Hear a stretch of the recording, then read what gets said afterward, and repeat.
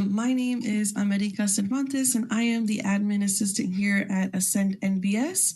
And today's topic is storytelling a necessity for nonprofits, and how we're going to master that today in this 30-minute segment. With me today are two incredible experts that are going to be answering all of the questions that I have for them today. I have Dr. Arlene Siller. She is the founder and CEO of Ascend NBS. And we have Daniela, the COO of Ascend NBS.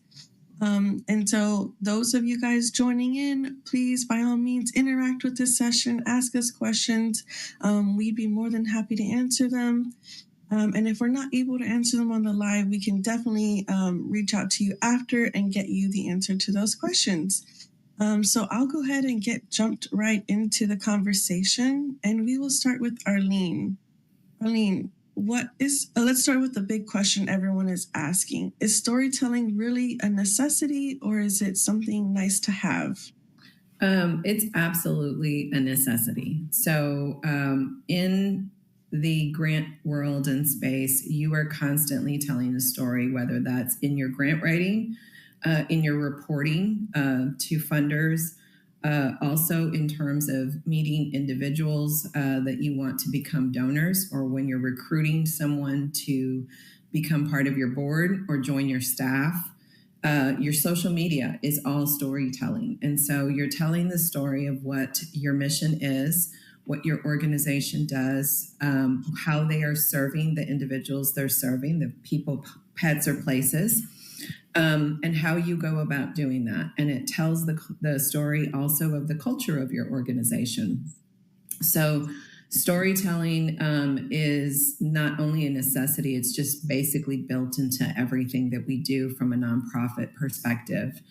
And there's multiple ways, as I mentioned, to tell the story, but you're either doing it through the narrative that you're writing in some document, or you are expressing that verbally, or you're telling the story through your finances and what that looks like. And so if it's an attachment of an organization's budget, a project budget, you're telling the story of your numbers and how you plan to spend those funds to the funder.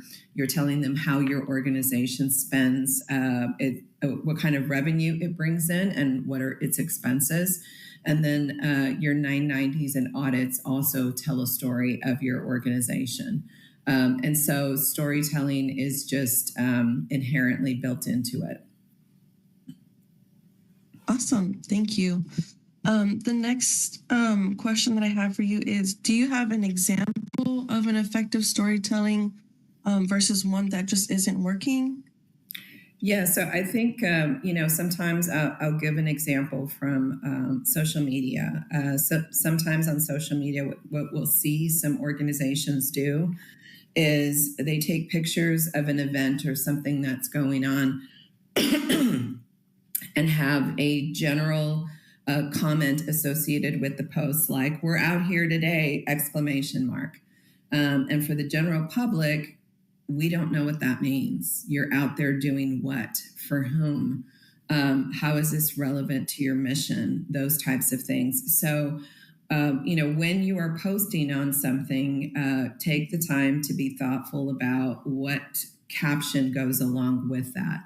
What's the story that you're telling to the public? It may be, extremely great and wonderful that you're out there, but one static image isn't really going to tell us what you're doing. Or if you're capturing video, sometimes we'll see people just, kind of grab their phone and they're taking video of what's going on, but they're not narrating the video to explain to us, we're out here today at such and such location, providing immunizations to people who need them for whatever it might be. But there has to be some description of what's going on. Is it still available till, sometime later on in the day, such that if somebody's watching it, hey, I can go by at 2:00 or something like that. Tell us about how it relates to your mission or the particular program. Obviously back to school is coming up in the next couple of weeks. So if you're doing a stuff the bus or stuff some backpacks, like, tell us about that. Tell us how people can get involved, whether it be to come and pick up a backpack or to provide supplies if you're still taking them after the fact. How does this relate to the programming, the mission of your organization, the vision of your organization? So I would say those are kind of some examples of things that's not working. And then effective storytelling is going to do the opposite of those things and just provide us with a lot more information and understanding of what you do. I will also say that in terms of the storytelling, like, we should see it pretty frequently. In terms of what you're doing. So obviously, maybe it's not obvious, but organizations should have a strategic plan when it comes to communication. So a marketing and communications plan. And within that, we're probably going to have a calendar and days and times in which we're going to be posting and things like that. But the things that happen on a daily basis is also something that's important and gives us additional insight into the culture of your organization and what you're doing. And so, sometimes the random posts, if you will, the ones that are not scheduled as part of that plan, are a really great place to show the personality of your organization, to really get us to connect with the heart of your programming and your people that are, engaging in the mission overall. Everything from board members to execs, your IT people, your programming people, all those kinds of things. And so we want to be able to see that part of it as well. And so I think that needs to be part of a marketing plan, because that does the effective storytelling as well.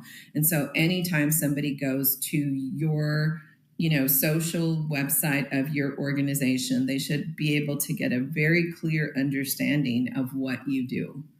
And that's going to, help with potentially future donors, somebody joining your board or somebody joining the organization, or somebody knowing what types of services you provide should they need them. Perfect. Thank you. All great information.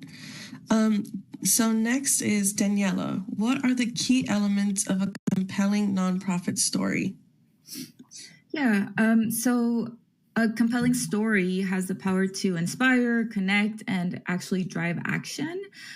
So the most effective stories usually are a combination of data and the human aspect. So there are some key elements that can help you get to this point. And one is having a clear protagonist. And that's not you, that's not your organization. That's the people who you are serving, the community who is actually impacted by the work that you're doing. Number two is having a relatable challenge and just clearly identifying what obstacle or injustice the people that you're serving are facing and why it matters. So having that highlighted and having your audience feel like this is a relevant issue and that there is a sense of urgency around this particular issue. And then a turning point, and that's where your organization comes in. What are the steps, or what are the services that your organization is providing and change or address that particular challenge? And then what it means for transformation. So how are the communities, pets, people that you're serving, how are they growing? How are they changing? How is it that they are in a better place because of your particular service? So for example, you can say, this person that we serve now has a steady job and has their own apartment. And so just what is the actual tangible change? And then also just emotional resonance. So using authentic language, visuals, and this, just keep it simple and heartfelt. You don't have to use jargon or, just complicated language. So you want to make sure that it gets to a wide range of people. And then the last aspect I would add is a call for action. So what do people do next? Do they donate, volunteer, share the story, attend an event? So you should be specific and inviting to, that particular.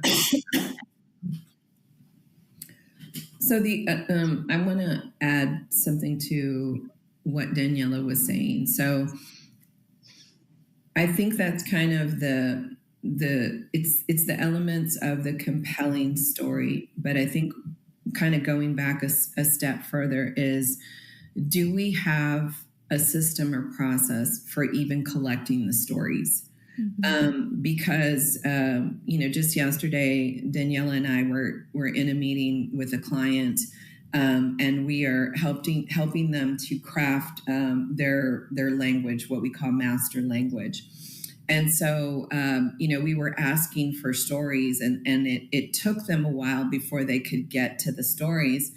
But when they didn't realize how compelling their story was. So they provide minor home repair services for low-income seniors that need this.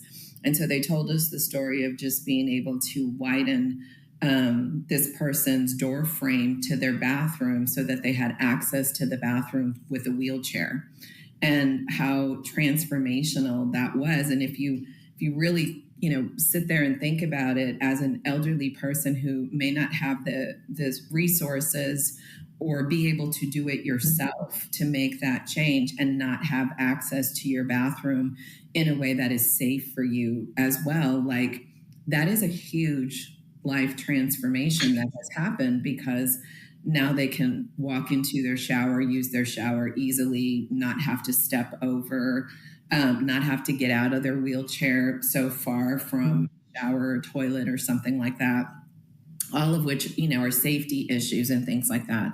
So, it really occurred to me as they're telling us these stories, which were amazing, is that they didn't have a way to capture them, but they're witnessing this stuff and happening. Or they've had other people that, have, after the repair or renovation is done, hug them and tell them, how this is so different for them, but they weren't capturing that. And so I think those key elements that Daniela mentioned are extremely important, but I think also, how are we as an organization just getting this information, and do we have a process? If somebody who is interacting with our clients hears a story or sees something, are they going back to someone or some place within the organization to type up this story, or to create a video on it or something like that? And so I think that also has to be taken into consideration. Are we asking for consent? Do we have the forms in place to be able to do that when somebody becomes the recipient of services? Who is going to collect those stories, or how are we going to do it as an organization? Is there a place for someone, anyone to get on and say, a Slack channel, if you're using a project management system, if it's an email, whatever, but this is what happened today, and tell the story. If they can do it in video, I think that's great too, because then you have the video component. It can easily be transcribed through some sort of AI feature on the video, if you're using Zoom or something like that. And then that can be used as quotes in the other aspects of storytelling that we've just talked about. So I think sometimes just taking a step back and, do we have a way to capture these things is really important thing, because it has become more and more obvious to me in the last couple of days as we've been working with clients, is they have amazing stories, but they don't capture them. And so even, from a grant writing standpoint, which that is our, expertise, grant writing and compliance reporting, you're going to need stories for both. And if you don't have that way to capture it, then you're not fully telling the story of your programming in your organization and the people that you're helping in their transformation. Yeah, and I just want to add just a couple of examples of tools that you can use. Google Forms or Microsoft Forms is a really easy way to create a survey-like intake form where you can collect different information, can put drop-down options, or can even ask a bigger question, like what challenges were you facing before? How did this program make a difference? And people are able to type that up, and you can collect that in a centralized place, like Arlene was saying. Keep it within your organization, have it in a centralized place, and just have that readily accessible for when you need to use them for your website or use them for the grant applications or the reporting that comes after. So those are really good and free examples of tools that you can use. And I haven't used this personally, but I know that there's tool called Video Ask, and it allows people to submit short videos or audio clips directly from their phone. So that, just adds another human element to story collection.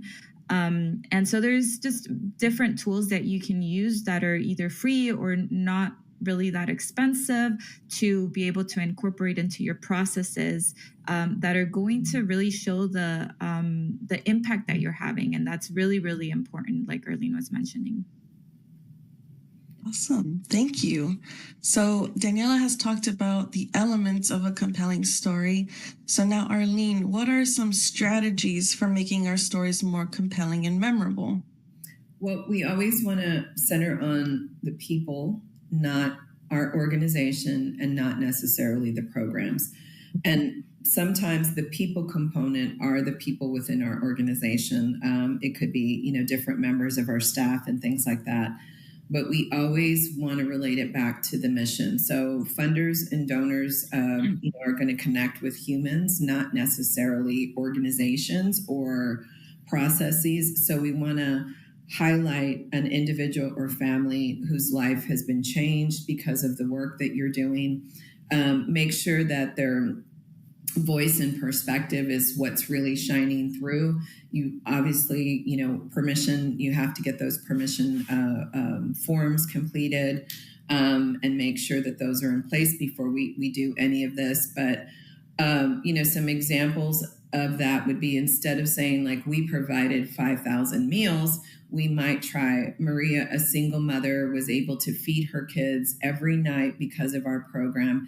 And now she volunteers with us to help others. And so you can sort of see from those two examples how one has a lot more perspective in it, and it tells more of a story than just the 5,000 meals. Giving the 5,000 meals is wonderful, and we know kind of indirectly what that does, but we get more of a sense when we have a name associated with it, and what the transformation has been. Show before and after. People remember contrast. We see this in weight loss. We see this in home renovation. Whatever it is, this is the before, this is the after. That's just the way I think our human mind sort of thinks of things. And so, paint a clear picture of what life or circumstance or situation looked like before your program was able to help, and what it looks like after, once the individuals decided to make that transformation and to get whatever assistance they needed from your organization. So this makes the impact very tangible and relatable for those of us that are on the other side receiving the information. Use sensory details. So bring your story to life with sight, sounds, emotion. This is one of the reasons why video is so compelling. If we, think of, some of the TV commercials and things like that, some of the ones that, really pull at our heartstrings and give a lump in the throat, they have high emotions associated with them. And so somehow we need to be able to bring that out in whatever form of communication that we're using, with the general public or with funders. So specific, vivid language helps, listeners visualize, see what's happening. It helps the reader, really kind of bring that to light in their mind as they're reading it. So, kind of like an example of that would be, the room went quiet as David opened his acceptance letter to nursing school. something he never thought possible after aging out of foster care. So it tells the story. It brings emotion. You can see, you can feel the quietness of the room, the anticipation he's feeling in terms of being able to open that. And you can really start to relate with the fact that maybe a child that is coming out of foster care wouldn't think those things were available to them. So this moment is huge for him. And so that's going to tell that story much different than just a statistic about how many students have graduated from this program or received this help or whatever it might be. So we also want to pair emotion with evidence. So emotion draws people in, but data builds trust. And so after telling, before or after, just depends on, kind of where it fits into the story. But after you've done some sort of data statistic, you tell a powerful story along with that, or, vice versa. It's just going to give more impact to what you've stated. So the data is absolutely important. When you're writing a need statement, we want to make sure that we have all of those statistics. You want to make sure they're relevant to the program that you're describing. And then you want to be able to have those compelling stories in there that match the statistics that you're presenting in whatever it might be. And this, is true, I think, even for social media. So if you do have, let's just say, a static graphic that says, on Saturday, we provided, 200 meals, right? Then tell a story right behind that of maybe somebody who was handing out a meal had an interaction with somebody who was receiving it. What was that interaction that happened between those two humans as a result of y'all being there, right? And maybe you were able to connect them to additional resources because during the process of the conversation, they said something to, one of your volunteers, one of your employees, something like that. So that really is going to add a lot to the story of just the number of 200 meals being given out this particular Saturday. So that's something that we always want to marry the two. And then highlight the person at the center of the story. So frame your story so that the individual or community making the transformation is the true focus. We as nonprofits or funders, we're part of the solution to help, but we're not the heroes in this. It's the people who are deciding that whatever is going to be a change, a transformation that's going to happen in their life. So we want to show their strength, their resilience, their determination, and how all of those things led to some sort of change. And this happens with support from the donor, from our organization, rather than positioning us as the hero. So we acknowledge that we're vital partners in this, but the conditions for the transformation, and we help with those conditions, but individuals are really responsible for this. And so an example might be, with your support, Maya was able to access the tools and resources she needed to leave homelessness behind and build a stable future for her children. So it shows her as the center of the story, with support from the funder and from our organization. Excuse me. And then just keep it simple and focused. Don't overload the story with too many details. It's not a book. It's not a blog. Often you're going to be restricted to certain character limits, things like that. Doesn't matter if it's social media or a grant or something like that. So, avoid too many small details or jargon. That's another thing. The public doesn't understand a lot of the jargon that we use internally. So if you're, writing something that's forward facing for the public or for a funder, we want to minimize the jargon and just describe it in a way that the lay general public would understand it.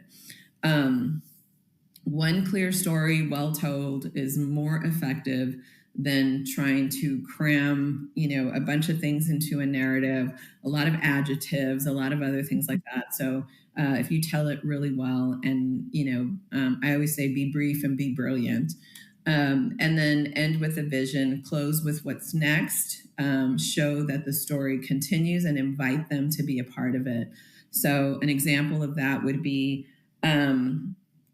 with your continued support, we can reach even more families and make this kind of transformation possible for others.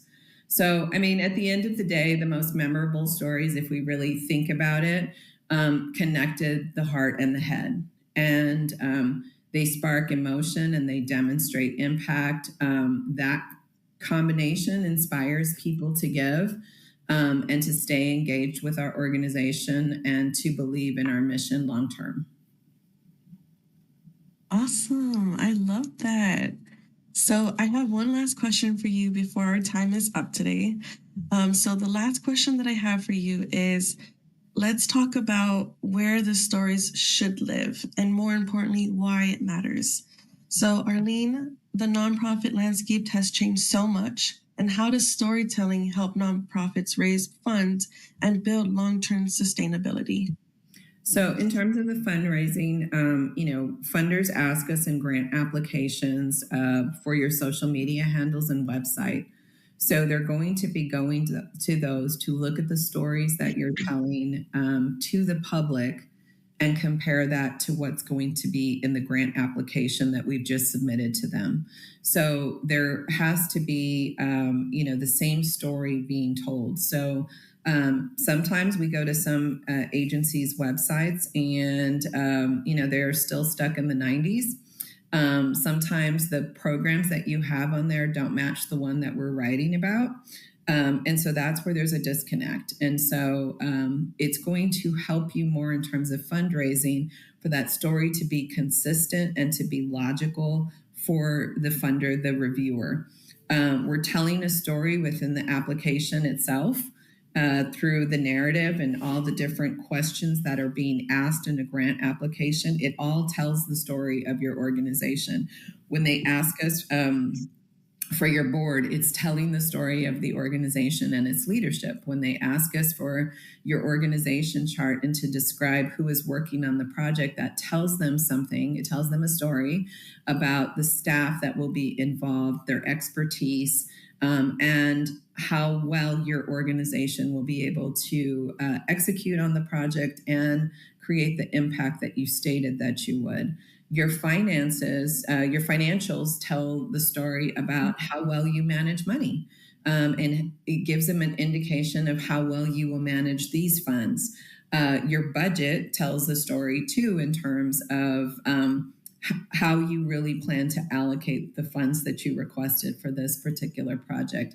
So every single attachment, every question that's being asked on an application tells that story. And then in terms of long-term sustainability, Daniela can tell you on the reporting side how that contributes to things as well. Yes, definitely. I think applying the same elements that we just discussed for grant applications to the reporting is important. The reporting will ask for a lot more data specific to the program that they're funding, but also, just making sure that you're centering the human aspect in the story and including the data. So making sure there's a good balance of the two is important to build trust and buy-in from the funders that are giving to your organization. So I saw that Santiago put a question in the comments wondering if you're telling a story, whether you're conscious about it or not. I think hopefully our clients are when they're collecting them. And then we definitely try to be, from a grants perspective, when we're putting that into a grant application or into a report, is to be conscious about how we are describing the population. That's something that's really important to us. I think historically in philanthropy, there have been ways that we have described certain populations that weren't always so favorable. that's, put certain populations down, if you will. So we are very conscientious about that and trying not to do that, being very particular about word choice. When we are working with clients, that's also one of the things that we look for is what is their brand in terms of how they describe the population that they serve. Also, in regard to funders, I mean, there are still some funders that use, words. I'll just think of a general one, but poor people, and not everyone is okay with that. And so, depending on our client, or if our client doesn't have specificity around that, we choose not to use language that is derogatory toward any particular population. So I think conscious about it in terms of that, but also, we're really trying.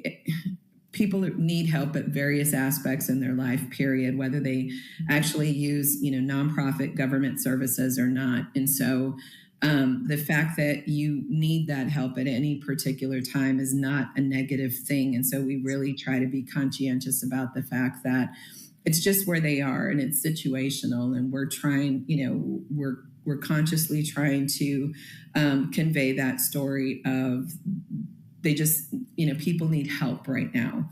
And so hopefully that answers your question, Santiago, and thank you for asking.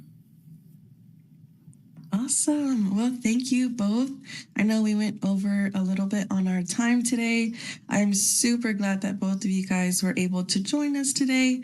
On the screen, I have some contact information.